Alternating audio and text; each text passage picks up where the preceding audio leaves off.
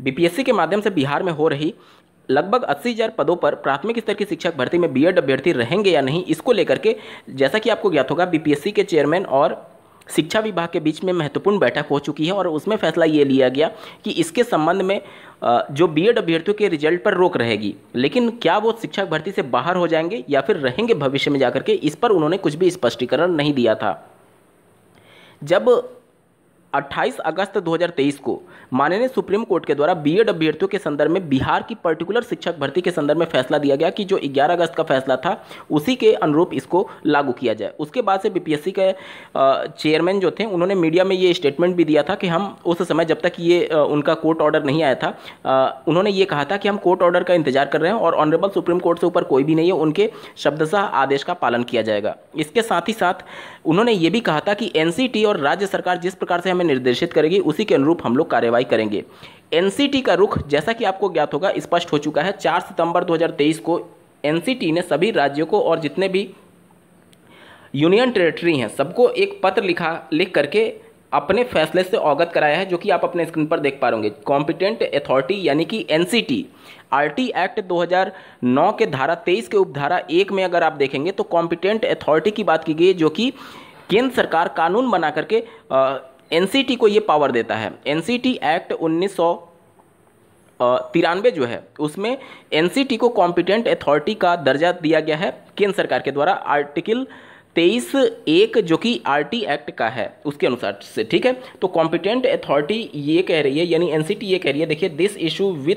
Approval of competent authority, यानी कि जो एनसीटी है वो ऑनरेबल सुप्रीम कोर्ट का जो जजमेंट है उसी के अनुरूप जो भी भर्ती प्रक्रियाएं चल रही हैं या फिर जो भी भविष्य में ऑनगोइंग भर्तियां होंगी उसके संबंध में एप्रोप्रिएट डिसीजन लेने के लिए यहाँ पर एनसीटी ने बोला हुआ है। आप देख सकते हैं इसमें यही बातें कही गई हैं, फर्दर एप्रोप्रिएट एक्शन। अब फर्दर एप्रोप्रिएट एक्शन मतलब कि जैसे बहुत सारे राज्य जो हैं, जैसे बिहार को ही ले लीजिए, बिहार राज्य में लगातार ये कहा जा रहा था कि हम एनसीटी के दिशा निर्देशों का वेट कर रहे हैं और उन्हीं के अनुसार आगे की भर्ती की कार्रवाई कंप्लीट की जाएगी। अब बिहार में पर्टिकुलर आप देखेंगे तो स्पेशली एक तो 3 जज का फैसला दिया गया है, इसके अलावा 11 अगस्त का भी फैसला है। इसके अलावा एनसीटी ने भी सभी राज्यों को अवगत करा दिया है, जिसमें जो राज्यों की सूची इन्होंने अटैच की है इसमें चौथे नंबर पर आप देखेंगे तो यहाँ पर बिहार का जिक्र किया गया है। अब बिहार के जो चीफ सेक्रेटरी हैं गवर्नमेंट ऑफ बिहार में श्री दीपक कुमार जी को ये पत्र भेजा गया है। आप स्क्रीन पर देख पा रहे होंगे, चीफ सेक्रेटरी हैं गवर्नमेंट ऑफ बिहार में, ठीक है। इनको ये पत्र भेजा गया है, यानी कि सभी राज्यों में किसको पत्र भेजा गया है बाकायदा उनके यहाँ पर डिटेल सारे यहाँ पर शेयर किए गए हैं। अब यहाँ पर मैं बता दूं कि अगर आप एनसीटी की ऑफिशियल वेबसाइट पर जाएंगे तो ये लेटर आपको नहीं मिलेगा, क्योंकि ये लेटर का बैकग्राउंड क्या है ये आपको समझना होगा। ये लेटर एक कॉन्फिडेंशियल लेटर है जो कि सभी राज्यों को एनसीटी ने लिखा है। अब अगर कोई पब्लिक नोटिस होती है तो वो अपने वेबसाइट पर उसको डालते हैं, ये कोई पब्लिक नोटिस नहीं है। ये पर्टिकुलर राज्यों के जो चीफ सेक्रेटरीज हैं या फिर जो स्टेट गवर्नमेंट के एजुकेशन डिपार्टमेंट को रिप्रेजेंट करने वाले होते हैं उनको ये पत्र लिखा गया, कॉन्फिडेंशियल लेटर है। लेकिन ये पत्र आखिर पब्लिक डोमेन में आया कैसे, तो मैं आपको बता दूं कि जो बीएसटीसी की तरफ से ऑनरेबल सुप्रीम कोर्ट में अपना पक्ष रख रहे थे वो लगातार एनसीटी पर ये दबाव बना रहे थे कि इसके संबंध में जो 11 अगस्त का फैसला है उसके संबंध में आपकी क्या रुख है, आपने क्या डिसीजन लिया,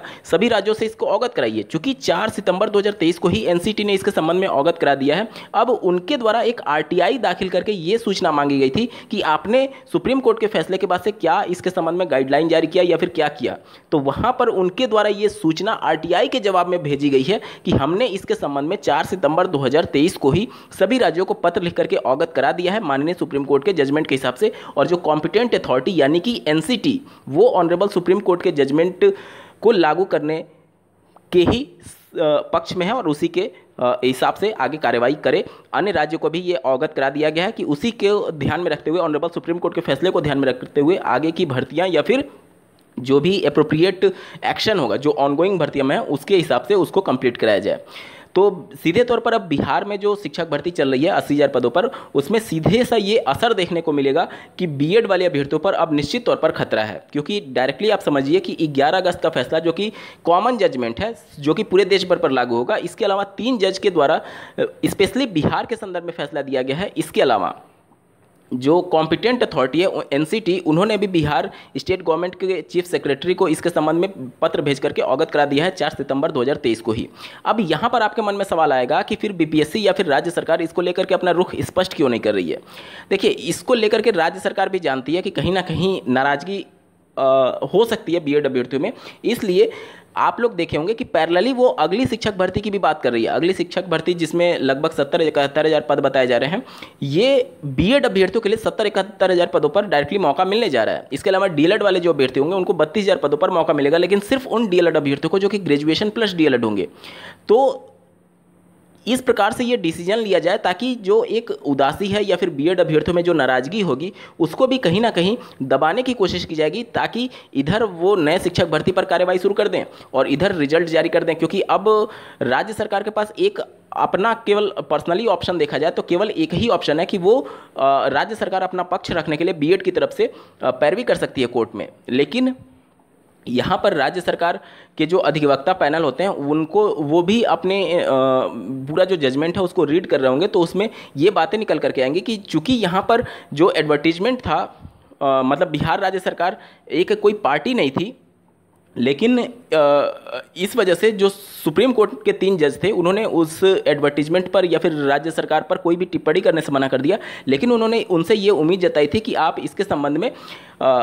जो 11 अगस्त का फैसला है उसी के अनुरूप आगे की कार्रवाई करिए। तो अगर कोर्ट में जो बिहार स्टेट गवर्नमेंट है वो जाती है तो निश्चित तौर पर